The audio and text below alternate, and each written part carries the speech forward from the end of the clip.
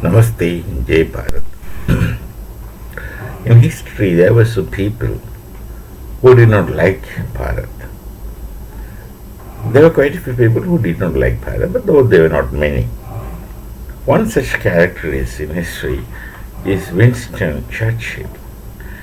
He had said quite a few things about Bharat. I don't want to repeat that these videos are available in the internet, at least these days. One thing he said once, that after they leave the British leave Bharat, he speaks as though he was doing charity. He leaves Bharat. The rascals will rule this nation. Look at the attitude. He called the people of Bharat rascals. To the extent I would like to say he's not Winston Churchill, he is Winston barren hill with no churches. I think that would suit you better. Why such things happen? On the other hand, there are quite a few Europeans who fell in love with Bharat. Many names. I'm not going into the details, but why? The point is, why someone suddenly dislikes for no particular reason, and why there are many people who appreciate, who like, who just come to Bharat and live here, so on and so forth. To like or dislike person, a society, or anything, you must understand what things are, or what the thing is. In case of Bharat, why people appreciate and respect this nation society is because they slowly understand. One tries to understand what it is, and through the understanding they get amazed. They get perplexed by finding the riches of this nation, not material riches, the other kinds of riches of this nation, and naturally they will spontaneously and automatically start respecting. But again, this is not a usual thing. It's not quite possible for everyone to appreciate things until he understands it, because it's not possible for everyone to understand things, especially complicated and complex things. Complex things rather, not complicated. Complication is because the incapacity of the person who is perceiving it. But complexity is the structural problem. Of course, Bharatiya knowledge tradition is complex. It has complexities then, it has complexities now, and it has complexities in coming days also. It shall happen. So each time a person tries to understand it, has to sit down and unpack, and then appreciate it, understand it, and then of course the appreciation and respect will automatically develop.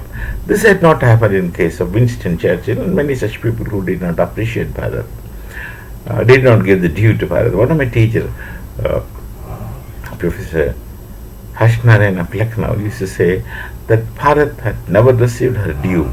It's correct.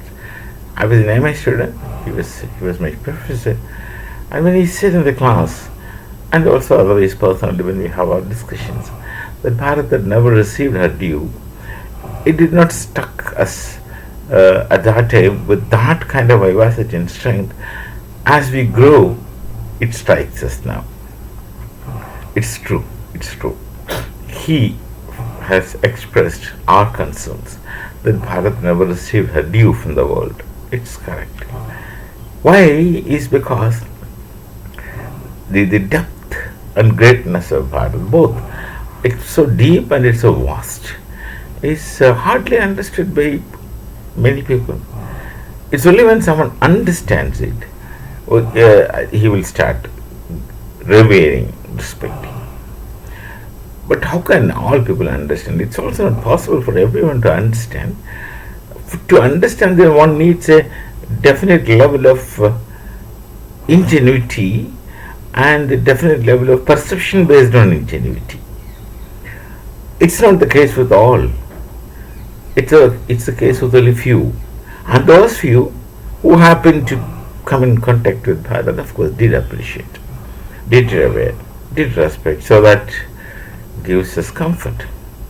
It's not that all of Winston Churchill, we have nothing personal against him otherwise, but these objections should remain, and my comment also should remain. It's not a church hill, it's a barren hill with no churches. I would say that because this is how I would react when he doesn't appreciate my nation. In his ignorance, ignoramus in capital letters, as well as understanding Sanskriti, knowledge tradition, and lofty other serious philosophical knowledge is concerned. He may be an exceptionally great statesman, exceptionally great war man, whatever. But in this case, he is a failure in as far as appreciating genuineness is concerned or worthiness is concerned of some nation. Many people have done it. Many people have done it. The break, visible break, is only surfaces when none other than Swami Vivekananda is gone to Chicago to speak. That's the first instance. That's the first instance common Europeans experience. I mean, Americans, therefore, here in this case, experience a different articulation from Bharat. But this doesn't happen every time. We don't have Swami Vivekananda that's at every part of our nation. There are exceptions with us. And they had, of course, and Shri Aurobindo has become so elusive, and it is much serious kind of ingenuity to appreciate, understand him. But there are such people, and those who understood would too appreciate. So don't take this kind of thing as serious when someone calls us rascals openly in public. And also there are many other people. Another name suddenly comes to my mind is that of one the Wilfred Shawn Blunt. He was a parliamentarian in the UK today's who wanted to divide Bharat into many nations. He thinks this is not one nation. Anyway, that was way back in his address he spoke. And there are such cases.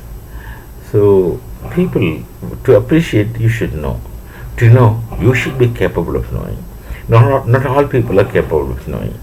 This is one problem that we face in our lives. One reality that one has to deal with. Not all understand you.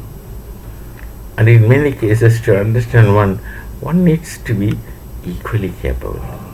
If you have qualities.